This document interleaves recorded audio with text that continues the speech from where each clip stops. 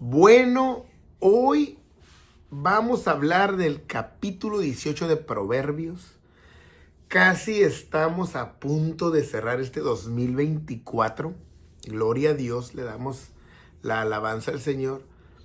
Solamente tengo un video más antes de cerrar el año, que será el capítulo 19, y se acabó.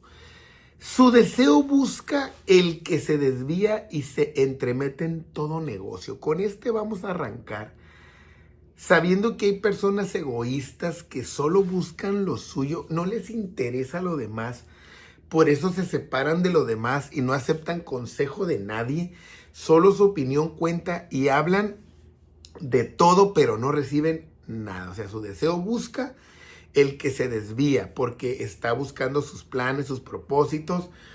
Él solo no se mete en todos los negocios, pero no quiere que nadie se metan con él. Entonces caen en un egoísmo. Le está enseñando eso Salomón a su hijo para que entienda que solo no va a lograr nada en el reino. No toma placer el necio en la inteligencia. Hay a quien no le gusta aprender, no le gusta elevar su sabiduría, sino que su corazón se descubra. Vean, o sea, qué importante lo que nos va a enseñar aquí. Porque para los necios solo es su palabra y su concepto. Ellos son su ley. No hay más ideas que las de ellos. Son cerrados, son cuadrados. No admiten que nadie entre en ellos. No les interesa la Biblia. No les interesa Dios, ni la sabiduría, ni la inteligencia. Nada es agradable a menos que no venga de ellos. No se doblan ante ningún concepto. Les interesa solo que su corazón se descubra, o sea, qué hay en ellos. Pero no es importante lo que haya en otras personas. Entonces, así nunca van a salir del hoyo. Van a estar siempre patinando donde mismo. Cuando viene el impío, dice el libro de Proverbios, viene también el menosprecio. Y con el deshonrador la afrenta. O sea, todo lo malo viene junto como paquete, la maldad, el desprecio hacia todo lo bueno, hacia todo lo que huele a Dios, y esto causará cosas negativas. Entonces, cuando viene el impío, viene el no valorar lo santo, lo puro, lo pulcro, no van a valorar lo de Dios, los ministerios, y con el deshonrador la afrenta. O sea, va a haber un constante pleito, contienda, porque chocan, son como dos trenes que chocan entre sí. Aguas profundas son las palabras de la boca del hombre, y arroyo que rebosa la fuente de la sabiduría. O sea, no deben de ser palabras superficiales, sino cuando habla de una fuente, es haber cavado un pozo para poder encontrar esas aguas vivas. Entonces, para que un hombre tenga aguas profundas, es porque ha trabajado en su preparación, ha trabajado en la sabiduría, ha trabajado en Dios. Entonces, eso se convierte en un arroyo que rebosa, es una fuente de sabiduría total, que entonces el hombre se ha convertido en esto.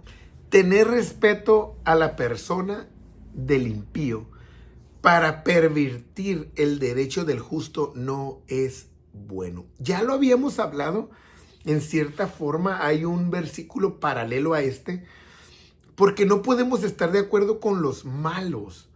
No podemos estar a favor de ellos ni hacerles una apología, porque va en contra de Dios. No nos podemos gozar con los impíos, ni tampoco pervertir el derecho del justo, es decir, hacer que ellos les vaya mal, porque los va a defender el Señor.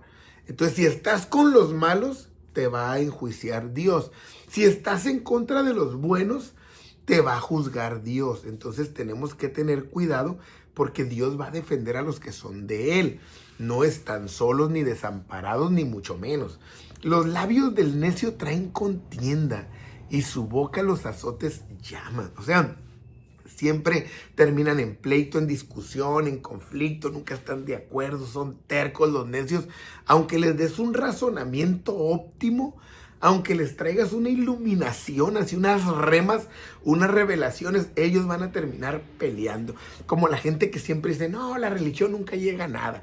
No, que yo y esto, sin tener realmente fundamentos ¿Y qué es lo que hace? Dice la palabra de Dios, y su boca a los azotes llama. Es decir, este va a ser reprendido, le gusta la mala vida y al final Dios se lo va a enjuiciar por no entender. La boca del necio es quebrantamiento para sí. Él piensa que está bien. Él piensa que es la punta de la lanza, del iceberg. Pero lo que no sabe es que está acabando su propia derrota. Sus labios son lazos para su alma. Él está trabajando para su propia ruina, aunque él así no lo ve. Él piensa que no. Las palabras del chismoso son como bocados suaves y penetran hasta las entrañas. O sea, como cuando disfrutas aquel postre, aquella crepa, comida, nieve, que ni te das cuenta que ya lo estás digiriendo y quieres más. O sea, que ni te das cuenta cuánto te has comido, pides otro y otro. Así son las palabras del chismoso. Ni cuenta te das y ya estás, ¿qué más pasó? Cuéntame más. Quiero saber todo. Y penetran hasta las entrañas. O sea, a veces esas informaciones irresistibles, por llamarlos de una manera, te hacen caer de una manera que ya estás todo gordo de la información. Ya tienes el cerebro embotado, el corazón ya todo lleno de cosas que no debes de tener. Y dejas, porque dices, bueno, yo no dije el chisme, pero dejas que esa información te contamine hasta las entrañas. Al rato ya no ves a la persona igual, al rato la andas juzgando, al rato andas haciendo historias, porque las palabras de esos chismosos penetran hasta las entrañas. O sea, imagínense, hay que tener cuidado con esa gente y no ser esa gente. También el que es negligente en su trabajo es hermano del hombre disipador. Vemos en este capítulo cosas que van caminando de la mano, ¿no? O sea, todo va junto con pegado. El negligente, el que destruye, el que no es productivo, el que no suma, y así se les va la vida. Entonces nos habla más de con quién te relacionas, porque puede ser con algo que sume o que reste para tu vida. Torre fuerte es el nombre de Jehová. A él correrá el justo y será levantado. Dios es el refugio, es nuestro castillo, es nuestra torre. Ahí no entran las flechas, Él es el escudo, es el lugar seguro donde podemos ir en todo momento y Él nos levantará, es decir, Él nos dará la victoria siempre. Las riquezas del rico son su ciudad fortificada y como un muro alto en su imaginación. O sea, Él tiene la confianza puesta en lo que tiene, en su economía, en las cosas que lo hacen sentirse bien. Y en su imaginación piensa que nadie lo derribará. Piensa que no ocupa de nadie, pero es pura imaginación. No es real. Antes del quebrantamiento, tú das razones para ser quebrantado. Se eleva el corazón del hombre. Te portas ególatra, egocentrista, te crees más que los otros, piensas que te mereces todo. Y eso Dios va a hacer que seas derribado. Y antes de la honra, de la gloria, del resplandor, debe de haber la humillación. Entonces aquí entra esa ley de Dios, que el que se exalta, Él lo baja, y el que se humilla, Él lo levanta. Entonces es maravilloso este texto, ¿no? Al que responde palabras antes de oír, le es fatuidad y oprobio. Necesitamos, y esto es algo que nos perjudica a muchos, necesitamos aprender a escuchar y calmar nuestros impulsos, porque queremos todos o la mayoría responder, porque deducimos que sabemos la respuesta, pero nos podemos equivocar. Y lo que va a pasar es que nos va a hacer ver peor, acelerados en lo que realmente somos. Entonces, hay que trabajar en esto. No podemos ir por la vida minimizando el concepto que alguien tenga para decirnos, ¿no? Entonces, el ánimo del hombre soportará su enfermedad. Esto me gusta mucho y llama mi atención, nos va a ayudar. Miren, el ánimo del hombre soportará su enfermedad. O sea, si tú estás motivado, emocionado, ilusionado, esperanzado, eso va a hacer que todo lo que estés viviendo lo vivas de una diferente manera. Estoy enfermo, pero me voy a poner bien, Dios me va a ayudar. No tengo nada, pero voy a trabajar y voy a ver el fruto de mis manos. Tengo la esperanza de X o Y. Eso soporta la enfermedad. Pero Si el espíritu es el que está angustiado, si tu espíritu es el que está en depresión, imagínate, entonces, ¿cómo vas a soportar esos males?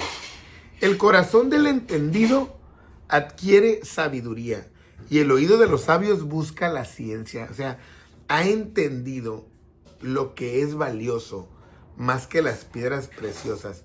Entonces él busca la ciencia porque quiere ser portador de ella. La dádiva del hombre le ensancha el camino y le lleva delante de los grandes. Siempre un hombre bondadoso es bien recibido y su fama todo lo va a llevar a que se le abran puertas. ¿Para qué? Para seguir bendiciendo a los demás. Políticos le pueden abrir las puertas, líderes, hombres encumbrados, porque saben que las ideas y los proyectos de ese hombre van a ser de bendición para los que menos tienen. Justo parece el primero que aboga por su causa, pero viene su adversario y le descubre. Esto es una clave de oro para los consejeros. Verso 17, capítulo 18, subráyalo. Mira, a veces nosotros cometemos un error. Alguien viene a contarnos un problema. No, hermano, pasó esto, y yo hice esto y lo otro. Nosotros le creemos, porque él va a abogar por su causa, como dice aquí. Pero luego viene el adversario, el contra, el adversario, el antagonista, y dice, no fue así. Pero tú ya te amarraste con el que oíste primero. Cuando este texto nos enseña que hay que oír a los dos para después dar un veredicto, una opinión, un consejo. No hay que irnos porque escuchamos primero o porque es nuestro amigo, porque es nuestro hermano. Necesitamos hacer valer esta palabra para que entonces no nos equivoquemos. La suerte pone fin a los pleitos. Esto también lo he hablado. Muchas veces no entendemos cuando habla de suerte en la Biblia. El capítulo 18, verso 18, cuando habla de la suerte es que tú pongas los problemas en las manos de una autoridad, de un líder, para que entonces lo que ellos decidan, sea a tu favor o en tu contra, tú lo vas a recibir, asimilar como de Dios. A eso es a lo que se le llama suerte. Y decide entre los poderosos. O sea, deja que alguien con autoridad, con liderazgo, con capacidad, con sabiduría, decida cuando algo no puede tener respuesta o que tú no tengas la capacidad o la persona que está siendo tu contra, ¿no? El hermano ofendido es más tenaz que una ciudad fuerte y las contiendas de los hermanos son como cerrojos de alcázar. O sea, porque las ofensas causan muchos males y la confianza ya no va a ser la misma. Se van a perder amistades porque los problemas no van a ser fáciles de romper.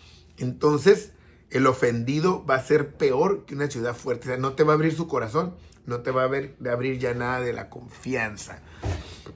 Y las contiendas de los hermanos son como cerrojos de alcázar. O sea, como esas fortalezas con unos barrotones grandes, impenetrables, ¿no? Del fruto de la boca del hombre se llenará su vientre, se saciará del producto de sus labios. Entonces, porque al hombre le gusta tener la razón, le gusta estar tranquilo, hacer cosas que lo hagan sentir satisfechos, y eso lo va a hacer que está bien, lo va a hacer sentir, pero necesitamos a Dios para que Dios nos eleve a conceptos más elevados de vida. La muerte y la vida están en el poder de la lengua. Ve nomás el poder que tienen las palabras. No es predicar por predicar, hablar por hablar, aconsejar por aconsejar. No es eso. La lengua tiene poder. O das vida o das muerte con la misma. Y el que la ama comerá de sus frutos. Es decir, responsabilidad tienes al hablar. No es solamente porque tienes boca y puedes. Hay un poder en las palabras. El que haya esposa, haya el bien y alcanza la benevolencia de Jehová. Porque esta mujer va a llegar para sumar en los planes de Dios, en tu vida. El primer bendecido fue Adán cuando recibió a Eva. Entonces debemos caminar con este pensamiento para empezar. Si el Señor, no veas tu realidad, si el Señor dice que el que haya esposa haya el bien, nosotros debemos de creer eso, que la mujer que tenemos llegó para hacernos bien. El problema que nosotros vemos muchas cosas de la Biblia como encantamientos o dichos mágicos que porque el Señor dijo va a ser. Aquí debemos de entender que no es una promesa como una declaración mágica, sino que es una promesa de construcción, de trabajo, de esfuerzo. Yo hallé a mi esposa y voy a hacer todo, la voy a amar, voy a ser fiel, voy a trabajar en ella en mí, porque hallé el bien. Me voy a esforzar, voy a ser sabio para sacar ese bien de ella y también de mí. Y voy a alcanzar que el favor de Dios, porque entre los dos haremos cosas más poderosas. Voy cerrando ya el capítulo.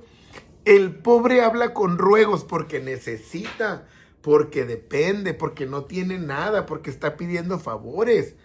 Pero el rico responde con durezas, porque como no necesita, como a él es al que le están pidiendo, entonces hay que tener un buen espíritu para no poder hacer menos a los que no tienen.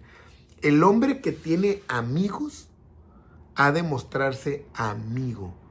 Y amigo hay más unido que un hermano, porque los lazos de amistad, de amor, son más fuertes que los de sangre.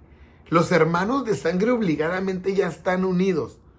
No sienten la necesidad de ser los mejores amigos en muchos de los casos. Pero cuando hay afinidad con alguien que no es de tu sangre, entonces los lazos se hacen muchas veces irrompibles. Proverbios 18. Bendiciones.